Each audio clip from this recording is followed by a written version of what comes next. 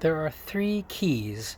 You won't need the middle one, the round one that works on this bench seat in the back to open this lock here. It allows you to access to a compartment that you will not need to get to. The smaller of the square-headed keys is for the back hatch. You just stick it in, turn it right, lift this, push that, and then the hatch opens up. And you can just lift this up. There's plenty of room on either side if you need to store something. I don't think you will, but whatever. The large key goes in the ignition, which is over here on the dashboard. Turn it clockwise, turns the vehicle on. The only thing you'll notice is the battery meter goes on. If it's off, it's off. When it's on, it's on. The seat has an adjustment depending upon how long your legs are. It's over on the right side. There's a hand, it's not very easy to see, but this handle, if you pull it straight away, allows you to then slide the seat forward and backward. And then when you get it to a position you like, you can just lock it, push it in the back position. That locks it in place.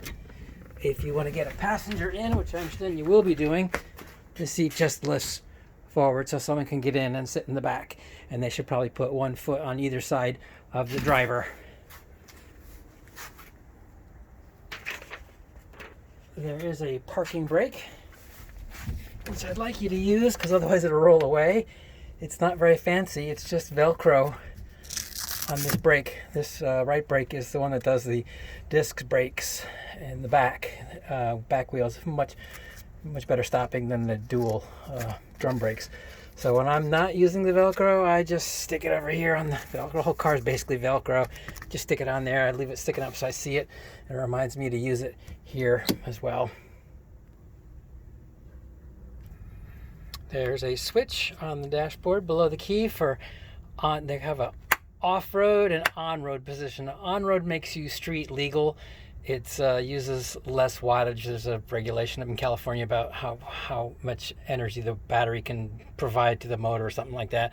So it affects the controller. Leaving the down position for your use, it'll be better for you. It just goes a lot faster. It's a jerky start if you have it on all the time. So I just leave it down. Then there's some controls here for changing gears. You just turn the handles. It's okay to turn the handle anytime as long as the bike is still or if the bike is rolling, as long as the pedals are going backwards or not moving at all. The manual recommends that you pedal backwards while shifting. I found that just not pedaling, coasting is fine for shifting. It's very important you don't force the shifter while you're pedaling. That will do damage. Please don't damage my pedal.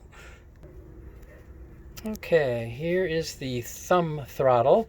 You'll push this forward and the bike goes forward.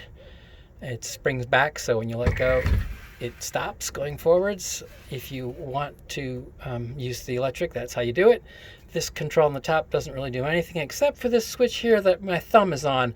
If you push that in, it will go backwards when you push this button.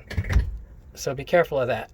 Make sure you're going forward. It's really handy if you park the hill slightly downhill and you don't want to be Fred Flintstone pushing your feet to to move the bike backwards. You can just push this button in and then use the electric throttle to go backwards. It's very powerful, but you probably won't need it. Anyway, make sure it's in the forward position so if you're going forward. Again, this thing doesn't do anything, don't worry about it. This is the rear brake. It's very effective. These are the front dual brakes. Not so effective, but if you use both of them at the same time, it'll stop the bike really well. This one is does absolutely nothing at all. This one is the headlights. Pretty bright headlights. This is the horn. And this one you probably won't use it either, but it's cruise control.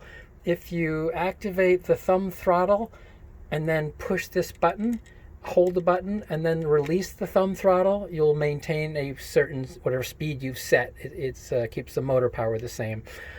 And then we get on to pedaling. And you can shift, like I said, when you're not pedaling forward. So pedal backwards is what they recommend. You can adjust the seat again over on the right side, move that slider, and then you can slide the seat forward or backwards. You have to compromise if you're going to have somebody in the back seat. Headlights good, horn, cruise control, battery. Oh, battery gauge.